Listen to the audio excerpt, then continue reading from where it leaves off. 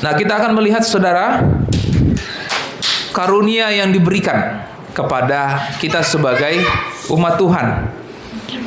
Nah, saudara, Roh Kudus itu dalam Perjanjian Baru ada beberapa penggunaan katanya yang menunjukkan bagaimana posisi Roh Kudus di dalam kehidupan seorang manusia. Ya, ketika manusia ada di dalam dosa, belum mengenal Tuhan, Roh Kudus itu ada bersama dengan orang tersebut.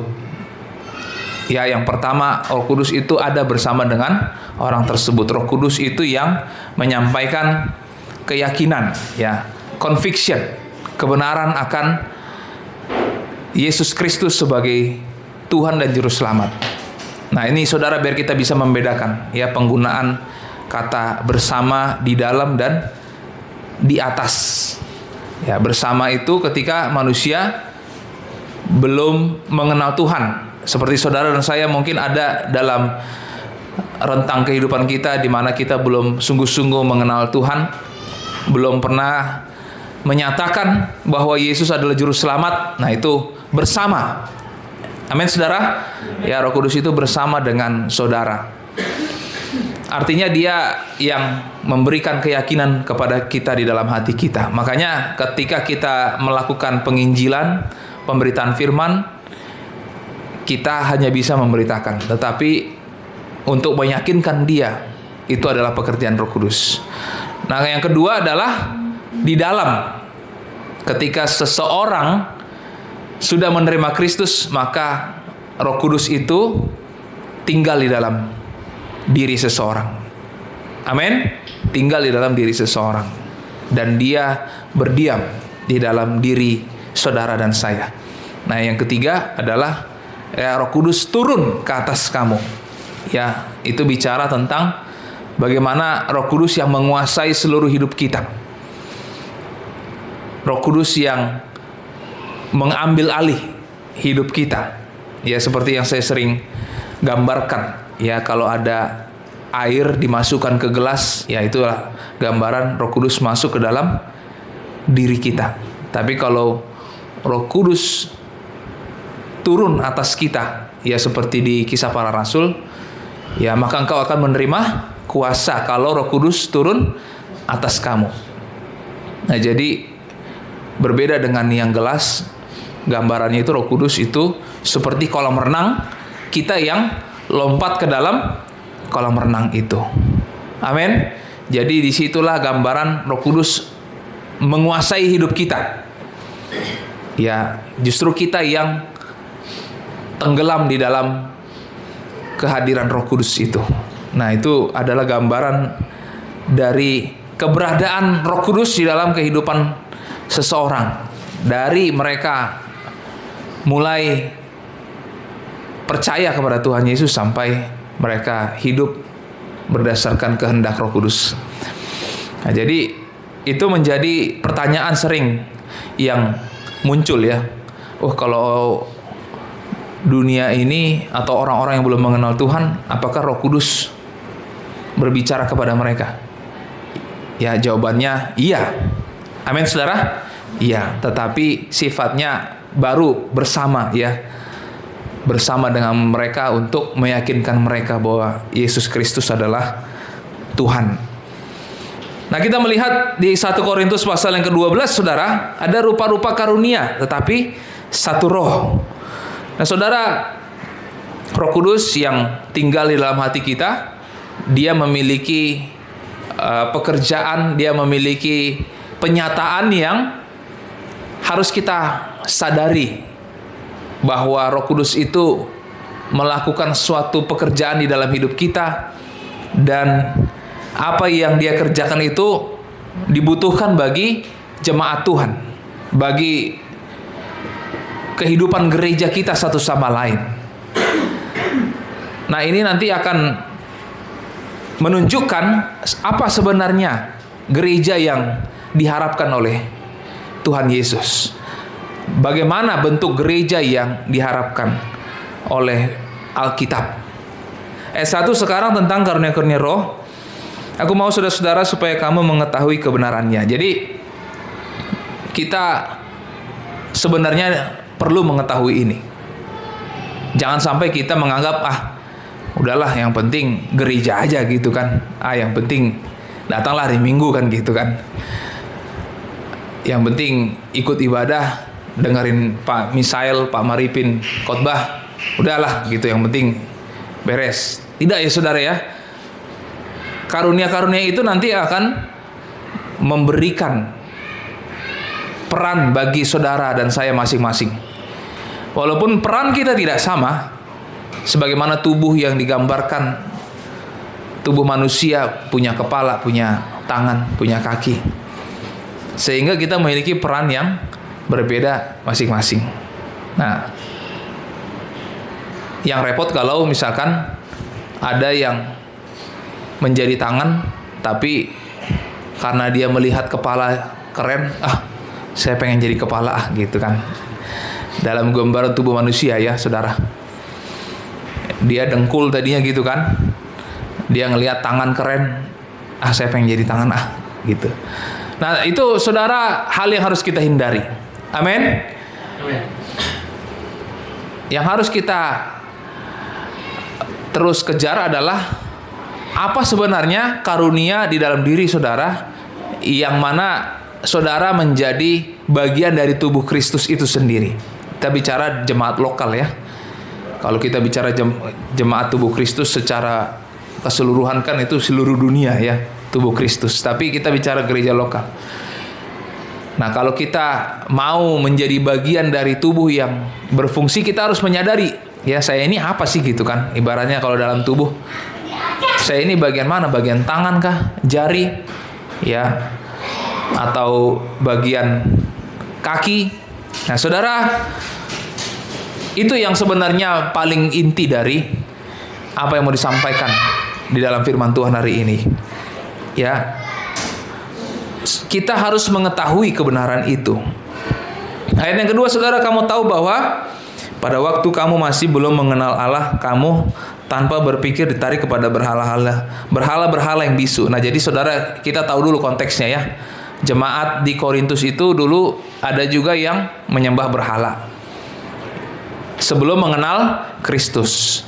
Jadi saudara bayangkan keadaannya saat itu orang belum mengenal Tuhan, mungkin mereka pergi ke berhala ini, berhala itu. Mereka melihat pengalaman-pengalaman roh, ya, pengalaman-pengalaman spiritual. Dan mereka punya pemikiran, kalau pengalaman spiritual di tempat berhala yang begini, teriak-teriak, gitu ya, atau gimana kan gitu ya. Jadi ya jangankan dulu ya, mungkin saudara kalau pergi ke tempat-tempat agama-agama lain ada bentuk-bentuk yang mungkin kita nggak bisa pahami gitu ya. Mungkin ada yang nyambuk-nyambuk badan gitu kan saudara kan. Ada mungkin yang jungkir balik kesurupan. Nah itu kan jadi pengalaman saudara buat orang yang menyaksikan hal itu. Nah Paulus bilang, ya hal-hal spiritual yang kamu kenal dulu itu jangan lagi dibawa di dalam gereja. Amin. Ya, hal-hal spiritual yang ada di tempat-tempat lain yang berhala-berhala itu jangan lagi dianggap pengalaman rohani spiritual itu akan kamu alami di dalam gereja Tuhan. Nah, jadi saudara, Paulus mengatakan itu kepada jemaat di Korintus. Nah, makanya dia uraikan bagaimana sih pengalaman spiritual di tengah gereja Tuhan. Apa yang menjadi bentuk karunia Roh Kudus? Pengalaman spiritual apa yang mau Roh Kudus berikan kepada jemaat di Korintus, juga bagi kita di zaman saat ini. Ayat 3, karena itu aku mau meyakinkan kamu bahwa tidak ada seorang pun yang berkata-kata oleh Roh dapat berkata, terkutuklah Yesus, dan tidak ada seorang pun yang dapat mengaku Yesus adalah Tuhan selain oleh Roh Kudus. Jadi saudara, yang paling penting dari karunia Roh Kudus itu adalah apa yang kita lakukan itu memuliakan Tuhan Yesus. Itu yang paling penting saudara.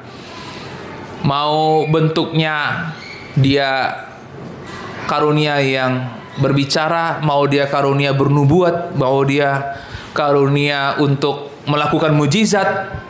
Nah, semuanya itu harus memuliakan Tuhan Yesus Kristus. Amin. Nah, jadi saudara, kalau kita mau juga mendalami karunia kita nggak usah membanding-bandingkan satu sama lain. Mana yang lebih hebat? Wah, ini karunia yang berbicara, berkata-kata dengan hikmat. Wah, ini saya lebih hebat dari yang lain. Itu sudah menunjukkan kepada diri sendiri kalau pemikiran seperti itu.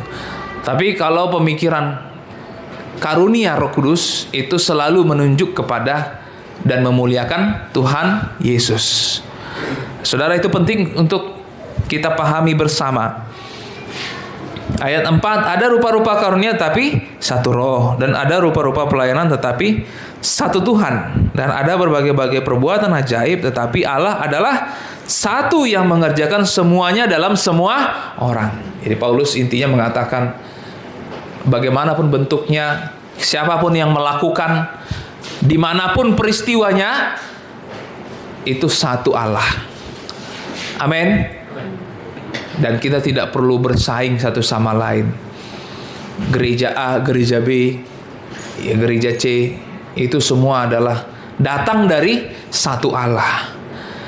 Nah, kalau ada persaingan-persaingan, ya Pak John Eli mengatakan ada namanya roh denominasi. Ya, roh denominasi. Jadi gereja itu seperti dikelabui oleh roh yang menunjukkan perpecahan.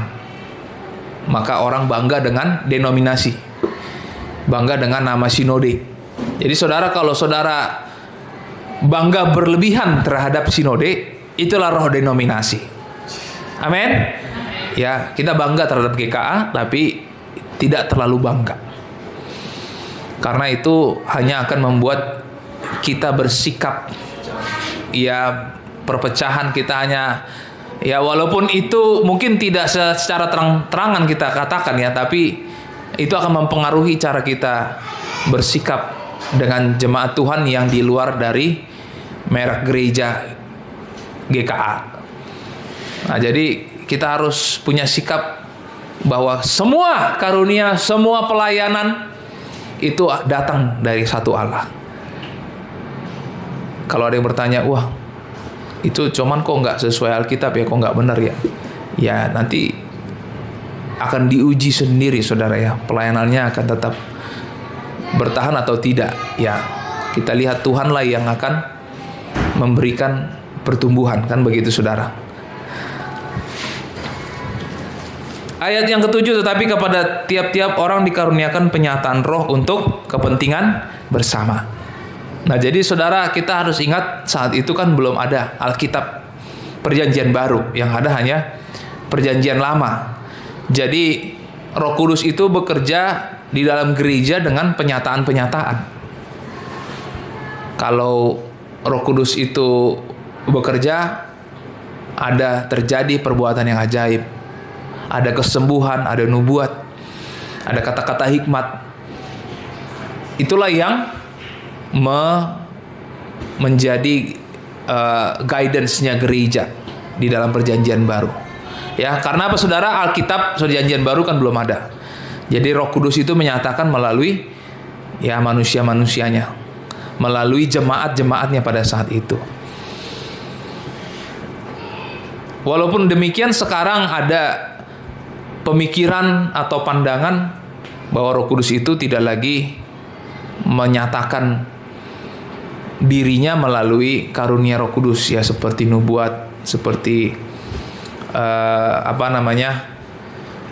bahasa roh gitu, ya. Nah, ini saudara biar agak sedikit memiliki perspektif gitu, ya. Dalam kehidupan Kristen itu ada dua pandangan, ya. Yang pertama itu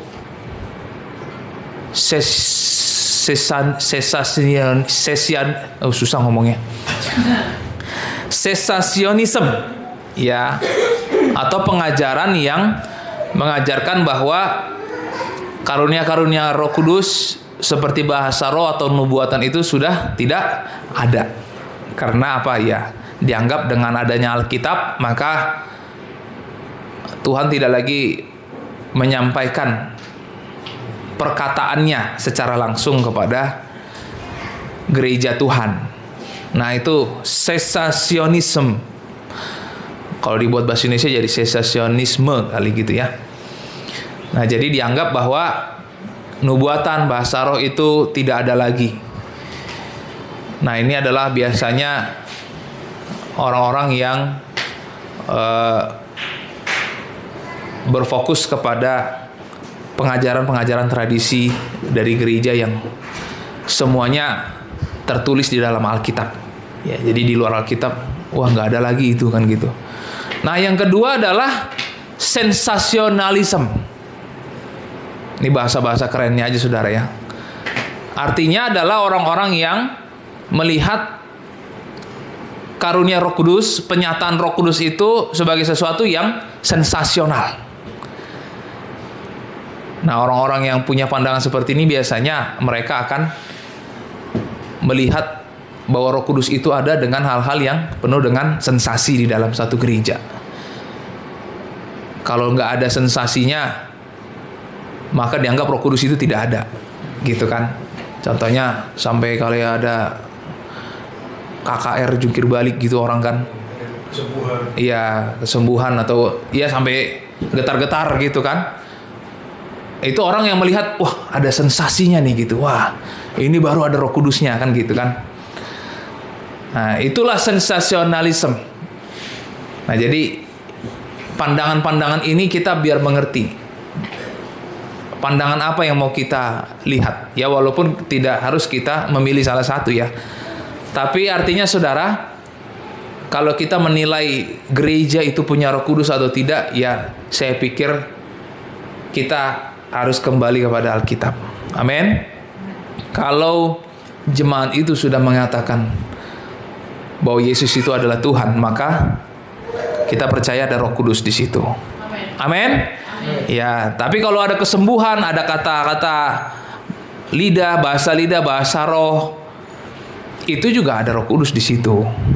Ada nubuat, itu juga ada Roh Kudus di situ. Jadi saudara, kalau nanti kita bertemu dengan saudara-saudara kita, jemaat Tuhan yang punya pandangan-pandangan seperti tadi, ya minimal kita mengetahui cara berpikir mereka.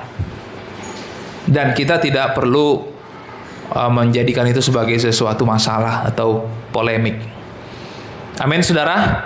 Yang penting kita tahu bahwa di tempat ini kita percaya Yesus itu adalah Tuhan. Nah, itu biasanya di gereja-gereja yang konvensional ya. Bukan konvensional bahasanya ya. Gereja-gereja yang pokoknya dia di dalam ibadahnya itu tidak ada bahasa roh dan nubuat dan segala macam gitu ya. Kalau karismatik biasanya yang punya pengaruh sensasionalisme. Ya, punya pengaruh ya, bukan saya katakan mereka sensasionalisme. Tapi ada lebih kental lah suasananya dalam karismatik ya, seperti gereja kita juga karismatik. Walaupun penggunaan kata karismatik itu pun sebenarnya harus didefinisikan ulang ya, karena karisma itu kan pemberian. Nah, sama seperti dulu Bapak semasa hidup kan, Katolik apa artinya kan?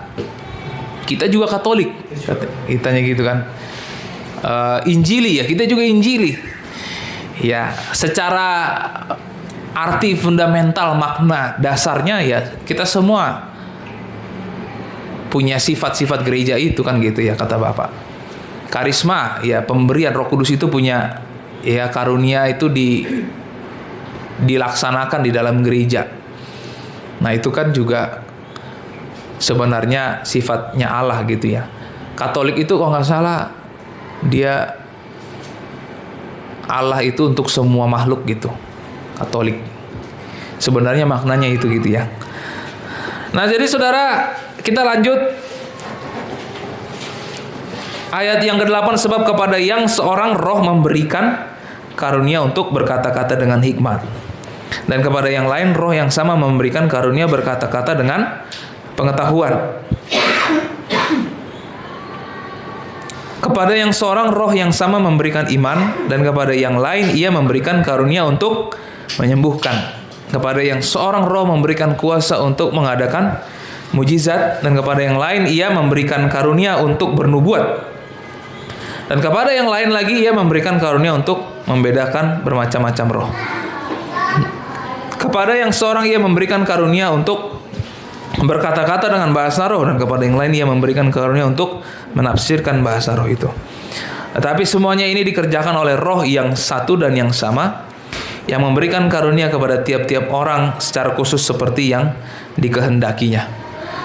Nah, jadi saudaraku yang terkasih, kita ada di dalam suatu jemaat lokal, kita sebenarnya diberikan karunia satu sama lain untuk menguatkan tubuh Kristus di tempat ini.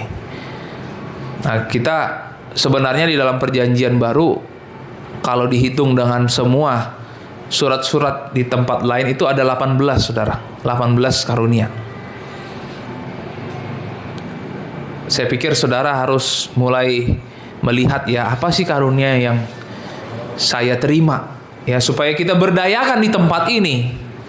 Amin, saudara. Iya kan?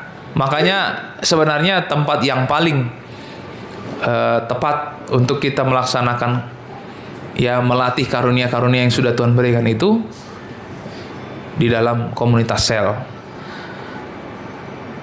Karena kalau ibadah seperti ini saja kan satu arah, saudara.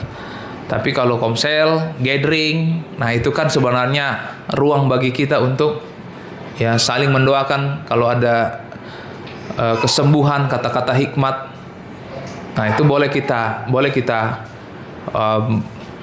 laksanakan. Itu juga membuat kita jadi saling bisa bermanfaat satu sama lain. Amin. Saya yakin saudara menjadi bagian dari jemaat GKA, seperti tadi saya katakan di awal, bukan hanya untuk menjadi penonton, bukan hanya untuk menjadi pengamat, tetapi saudara menjadi bagian dari tubuh Kristus. Saudara, ya, berikan sesuatu. Apa yang bisa saudara berikan? Ya, selama ini kan anggapannya pemberian itu hanya uang, kan? Persembahan itu bentuknya uang. Makanya menurut saya persembahan itu harusnya jangan digunakan kata persembahan, ya. Pemberian lah lebih tepat sebenarnya. Karena uang kan, ya, memberikan uang. Kalau persembahan itu seolah-olah nanti, saya udah ngasih uang, berarti saya udah persembahan gitu kan. Jadinya persembahan itu dimaknai uang. Padahal kalau menurut Alkitab persembahan itu apa, saudara? Hidup kita kan. Hidup, ya, yang persembahan yang hidup, yang berkenan kepada Allah. Itulah persembahanmu yang sejati. Kalau kita punya pengertian seperti itu, maka fokus kita menjadi hidup kita kan, persembahan itu. Tapi gereja sekarang pakai kata persembahan untuk memberi uang. Ya, ini sekedar wacana untuk kita nanti kembangkan kan. Artinya apakah, ya, perlu ada perbaikan-perbaikan, itu kan hal yang biasa dalam tradisi gereja. Nah, saudaraku yang terkasih, marilah kita saling menguatkan satu sama lain. Marilah kita saling bersaksi. Marilah kita mengorbankan karunia Roh Kudus yang sudah kita terima. Singkatnya, ya, ada 3 kategori di dalam karunia Roh Kudus. Mungkin saudara nanti bisa melihat ini, apakah saya di kategori nomor 1, nomor 2, nomor 3. Kategori yang pertama adalah karunia berkata-kata dan menafsirkan. Ya, karunia berkata-kata, bahasa roh, dan juga menafsirkan. Kategori yang kedua karunia melayani. Karunia melayani. Dan yang ketiga karunia melakukan perbuatan ajaib. Ya, mujizat, kemudian juga nubuatan dan seterusnya. Nah, ini yang perlu kita kobarkan, saudara. Ya, saya nggak tahu apakah saudara sudah merasakan ini di tempat kita, di gereja lokal kita, atau mungkin yang saudara saksikan di luar sana. Gereja itu apa sih yang sekarang ditonjolkan? Kira-kira apa, saudara, yang ditonjolkan? Ya, tampilan, performance, gedung yang indah, musik yang bagus. Musik itu padahal nggak ada di dalam karunia ini ya. Benar gak, saudara? Iya kan, nggak ada karunia bermain musik kan. Tapi sekarang gereja lebih fokus kepada musik lah, apa, seperti lama-lama seperti konser gitu kan, untuk menghibur. Tapi karunia Roh Kudus itu justru tidak dikobarkan. Nah, kita tidak bertentangan dengan musik ya. Justru maksud saya, kalau saudara punya hati melayani, pasti saudara bermain musik dengan yang terbaik kan gitu kan. Persiapan kita semua juga, saya juga ya berkhotbah ya. Artinya karunia Roh Kudus itu sifatnya adalah dari dalam diri kita ya, untuk kita melayani.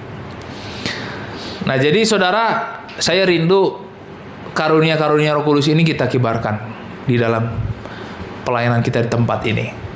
Ya, kalau saudara ingin melakukan itu, mari saudara sadari dulu kira-kira apa sih ya karunia saya.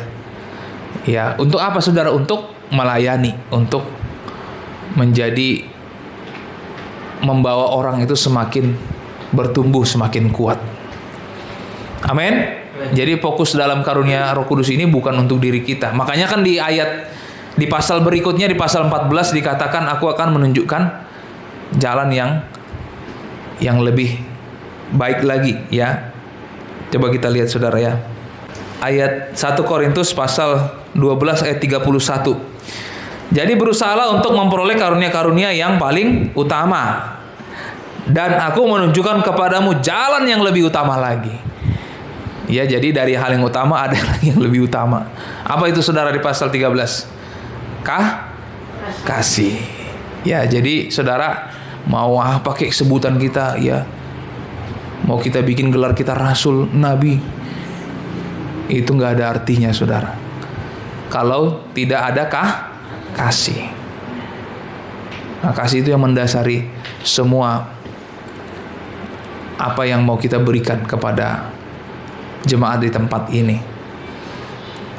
Ya, jangan sampai kita nanti seperti canang yang bergemerincing katanya kan. Bunyinya doang kenceng gitu, tapi tidak ada kasih di dalamnya. Nah, jadi saudaraku, kadang-kadang karunia-karunia yang kita miliki itu seolah-olah membuat seseorang itu lebih tinggi gitu ya. Ngerasa lebih penting, ngerasa lebih diperlukan di dalam gereja. Tapi Tuhan katakan itu semua ya, mau kamu suka ngasih uang, mau kamu pintar berkhotbah, mau kamu apapun, tapi kalau tidak ada kasih di dalamnya, itu tidak ada artinya. Ya, mau sebutannya rasul, nabi, gembala, pengajar, kalau tidak ada kasih di dalamnya, itu tidak ada artinya. Nah, saudara, marilah kita mengejar karunia Roh Kudus ini dengan kerinduan kita mengasihi saudara kita di tempat ini. Amin. Ya, saudara, jadi kalau nanti komsel, jangan ragu-ragu untuk memberi sesuatu. Komsel ini juga jangan kita anggap sebagai pelengkap, saudara ya. Walaupun kita juga sudah membuat ruang kesaksian di dalam ibadah kita, tapi komsel itu justru akan memberikan ruang bagi saudara. Ya, apakah menyampaikan firman Tuhan, apakah saudara mendoakan orang sakit, apakah saudara bernubuat.